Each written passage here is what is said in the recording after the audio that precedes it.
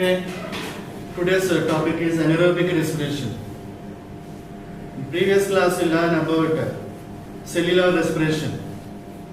Two types, aerobic and anaerobic. Aerobic respiration takes place mostly in eukaryotes. Anaerobic occur mostly in prokaryotes and in some unicellular organisms like yeast. So the end products of anaerobic respiration based on the organisms. In yeast, ethanol, carbon dioxide and energy are produced, whereas in bacteria, lactic acid and energy is produced. So the process of anaerobic respiration, also known as fermentation.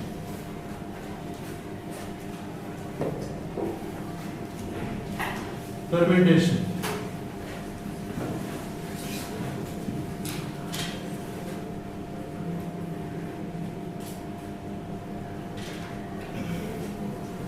In bacteria,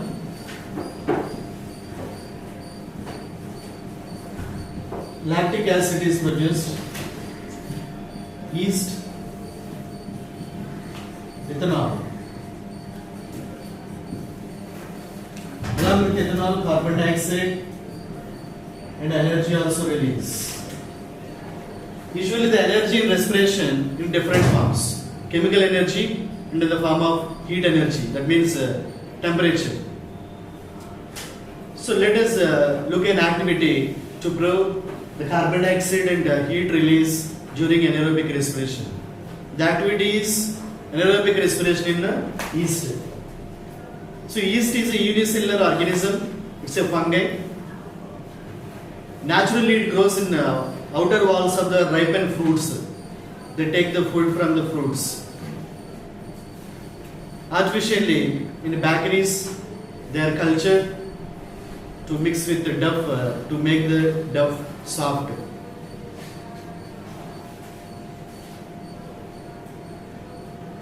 So, let us see the activity. To do this activity, what are the materials required? You need a sugar solution. You can prepare with the glucose also. And the test tubes, and the gas collecting tubes or delivery tubes, liquid paraffin wax, an indicator for carbon dioxide test, that is lime water. One more indicator also you can use to test the presence of oxygen, that is a diazine solution. Diazine. It's also known as Janus green bee. It's in blue color. Diazine. So these are the apparatus you require. So since it is anaerobic respiration, we have to cut the supply of oxygen or presence of oxygen in the glucose solution. How to do this? First of all, take the glucose solution in the test tube and heat it for 1 minute and let it cool down. The oxygen will be removed. Now add the yeast into the sugar solution. Here you can test the presence of oxygen. Further add a few drops of diazine solution or Janus green bee solution. If the oxygen is absent, okay, the blue color comes to pink. If the oxygen is absent, if the oxygen present, there is no change in the color. So after that, to cut the supply of oxygen, add a liquid paraffin wax up to 1 centimeter thick liquid paraffin wax. It do not allow the oxygen into the solution. Now the anaerobic respiration continues in the sugar solution. Yeast convert the sugar into alcohol. What is that alcohol? Ethanol. Okay? The sugar converts into ethanol. Along with ethanol, carbon dioxide produced and heat also produced. So you can collect this carbon dioxide into the lime water through a gas collecting tube or a delivery tube. So what will happen when the CO2 enter the lime water, Milky, it turns milky. yeah, the lime water turns milky. It indicates the presence of carbon dioxide. You can, if you smell the glucose solution, you can feel a characteristic alcoholic smell. That is the ethanol. To test the release of heat, you can fix a thermometer also. Then you can see the increase of the temperature. This process of converting the sugar into the alcohol is known as fermentation. Fermentation.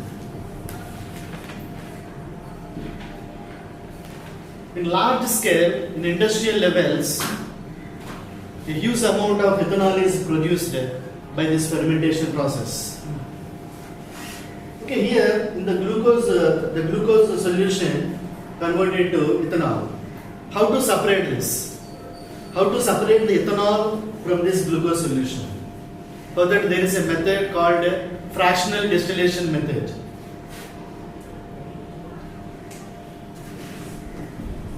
What is that method?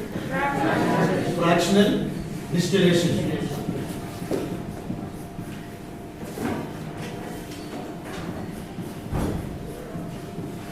So usually how do we do the distillation? First we evaporate the liquids, later condense the liquids. That is the distillation. Here fractional distillation means separating the substance from the mixer based on their boiling point. For example, crude oil. From crude oil various products are produced. Like petrol, diesel, kerosene, coal tar. How do they separate it? Because all these have the different boiling points. At that boiling points, they are collected in the vapor form. Later, they are cooled down through condensation. In the same manner, the mixture of glucose solution and ethanol is heated. Then, at the 70 degrees centigrade, because the 70 degrees is the boiling point of ethanol, at the 70 degrees centigrade, it was collected separately through the distillation process. In industrial level, in large scale, ethanol is produced. Ethanol we can use as a biofuel, and you can prepare ethyl alcohol also.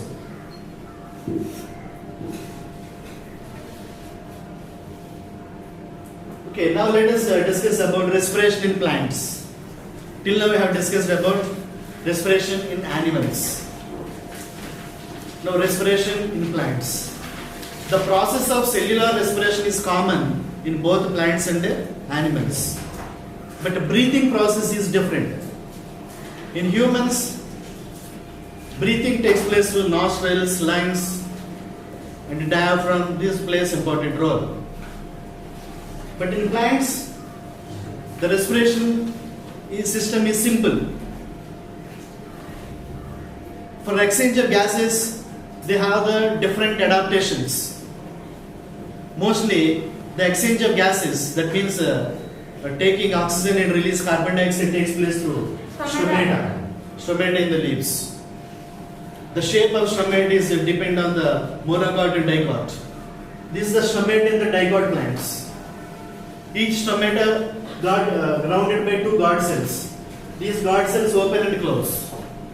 So gases exchange takes place. That means breathing takes place. In some of the plants on the stem, you can observe special structures for breathing. So these are called lenticels.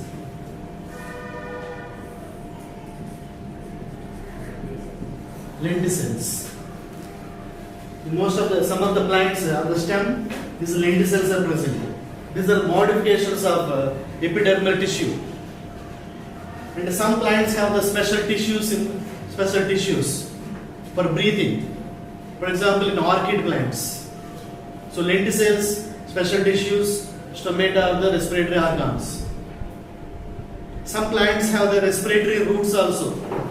Respiratory roots. For example, mangroves. If you go to Korenga, Mada forest, you can say the mangrove forest. There, some special structures protrude out from water. They are called breathing roots. They do not take the oxygen from water, they take from air. So, based on their habitat, plants have the different adaptations to acquire the gases. Okay, how do the gases exchange takes place in plants? In animals we discussed how the gases exchange between lungs and atmosphere. In plants, let us see how the gases exchange between the atmosphere and the cells. Here if you see the leaf structure, in the lower epidermis, stomata is present. When you see the tissue in the leaf, the cells are arranged loosely. And between the cells, large spaces are there, air spaces. In aquatic plants, these air spaces are very large. And see the cells. Around the cell, there is a water film is there. Water film. So how do the gases exchange takes place? It takes place by a process of diffusion. Diffusion process. That means whenever the cells use the oxygen for respiration, the oxygen level decrease in the cell. So immediately oxygen move from the air spaces to cell. So here the movement of gases takes place between the difference in the concentration. That is called concentration gradient. So let us see the pathway of air or oxygen from atmosphere to the cell. So oxygen move from atmosphere to stomata.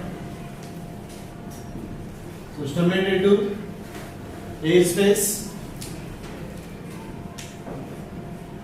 From air spaces, it enters the cell through the water film. First the gas dissolves in the water film, later it enters into the cell through the diffusion process. The carbon dioxide movement also same happens in the same pathway. The CO2 produced in the cell first enters the water film to air spaces to stomata. So what is propelling the movement of gases here? The difference in the concentration. Understand? So the carbon dioxide concentration is more in cell when compared to the air space. That's why it moved from high to low concentration. In the same way, it will leave the plant through stomata. This is the gaseous exchange. But this process not happens in all plants. Let us see the movement of the breathing through roots. How do they take? Usually, the normal plants gets the air from soil through roots. Not only through stomata, roots also can take the air. So which air they takes? So if you observe the root, there are root hairs. Each root hair penetrate into the soil particles. So between the soil particles, air is trapped. So that air enters into the root hair through the diffusion process. So this is a normal plants which grow in soil. But what about aquatic plants, especially grow in waterlogged conditions? Waterlogged conditions. Waterlogged means turbid water. Puddles made by rainwater and ponds. Okay, stagnant water tanks. How do the plants grow there? Because in that water, oxygen is very less. If you see the water hyacinth, Gurrapudeka, it grow in turbid water. In turbid water, oxygen is very less. For breathing in such type of water, they have the special adaptations. For example, if you see the lotus plant, you collect a lotus plant stem and cut horizontally, transverse section, and observe under microscope. Then you can see the large air spaces. These air spaces connect with the atmosphere and helps for breathing. Understand? In such type of adaptations you can observe. See, the stem is hollow. You have the hollow stem in large air spaces. Having hollow stem and having large air spaces, they can breathe. They can directly contact with the air. These are the adaptations in the plants which grow in waterlogged conditions. As I said, mangroves. Mangroves already said. See, these are the roots, aerial roots in mangrove plants. Mangroves mostly grow in salt water. Oxygen levels are very less. How do they breathe? For that, they developed a special mechanism. The roots grow aerial. That means above the water surface.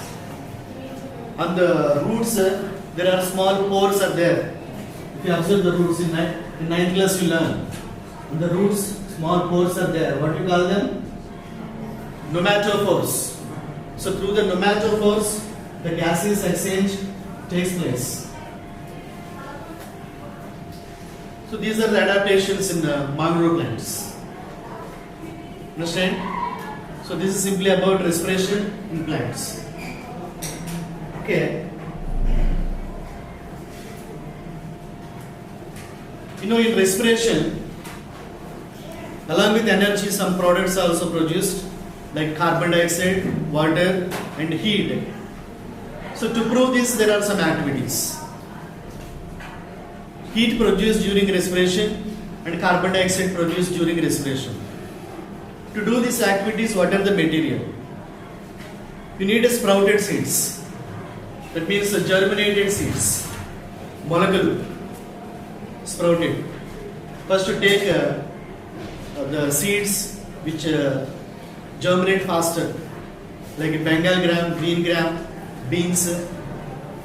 Soak them in water for 1 day. After that, tie them in a cloth pouch to keep them warm and moist. You keep that pouch 1 day at a dark place. In that period, they germinate. Those sprouts are now ready for activity. Actually, in non-germinated seeds also respiration occur, but in germinated seeds, respiration is very high. You can see the results faster. So first you do one activity, carbon dioxide produced during the respiration. For this, take the sprouted seeds in a glass jar and takes a few amount of lime water in a small beaker. Put some sprouted seeds in the glass jar and keep the lime water in the jar. You have to close this with the lid. By using oxygen present inside the jar, the respiration goes in the sprouted seeds. So carbon dioxide release. So what happens? The carbon dioxide turns this lime water milky. But it's not happens immediately. Understand? It changes gradually. At least 1 day you have to wait to see the result. Immediately you won't see. Next, heat produced during respiration. Here also you can take some sprouted seeds. You can take a glass jar. Otherwise you can take a thermos flask, like a tea flask. If not available, you can take a glass jar. You need a thermometer. To insert the thermometer, you can make this cap with the thermocol. Make a thermocol which can fit in the mouth of the glass jar. Make a hole in it. Now insert the thermometer through this hole. Here one precaution you have to take. The bulb of the thermometer should dip in the sprouts. Understand? The sprouts should contact with the bulb of thermometer. You know there is a bulb thermometer which has alcohol or mercury. Now tightly close the mouth with the cork. Now observe the increase in the temperature. For every 2 hours you have to record the increase of temperature. At least 2 days you have to do. And you can make a graph to show the increase of temperature. The temperature do not continues permanently. If the oxygen levels decrease in the bottle, the temperature comes down. So you can make the graph for this. Okay, here see this video to understand anaerobic respiration in yeast.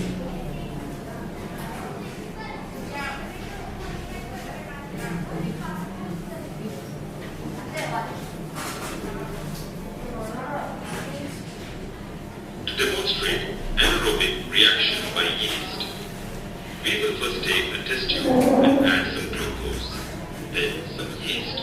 Now we will add water to this and shake well so that the contents get mixed and the solution is ready.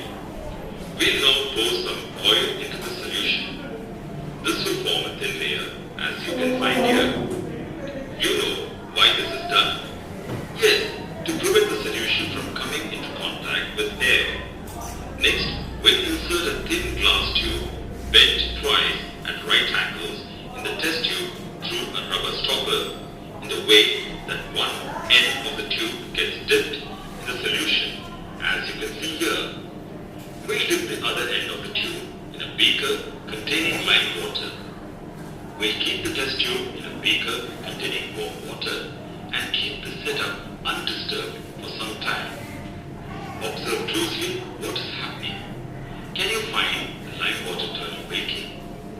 This is happening because the yeast that we added has been doing anaerobic respiration in the absence of oxygen and releasing carbon dioxide.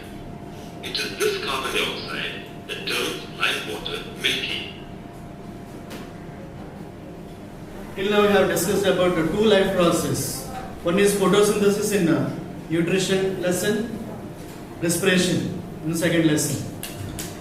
So there is a relation between these two life process. Photosynthesis, you see the photosynthesis. What are the raw materials? Carbon dioxide, water. So here the energy used by light energy, the carbon dioxide is converted into glucose. The light energy is trapped by chlorophyll.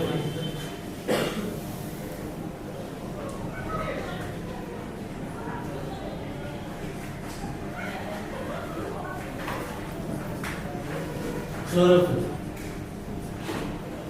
So what are the byproducts? Oxygen and water in photosynthesis. So in this process, simple substances like carbon dioxide is converted into complex substance. So this is called synthesis. This process of synthesis of converting the simple substance to complex substance is called anabolic process. Anabolic. So photosynthesis is an anabolic process. Respiration is a reverse to this action. In photosynthesis, simple convert to complex. In respiration, complex break down to simple. respiration. The glucose that produced in the photosynthesis break down into energy. But for this, we use the oxygen in aerobic respiration. Oxidation takes place. Into this process, energy along with it as byproducts carbon dioxide and water produced. The energy may be in the form of heat and chemical energy. So here what's happening? The complex molecule converted into simple molecule. That's what is a catabolic process. Catabolic. Okay, let us compare and see the differences to photosynthesis and respiration process. So, what is the site of photosynthesis? It takes place in the chloroplast. Respiration, mitochondria, and cytoplasm in eukaryotes.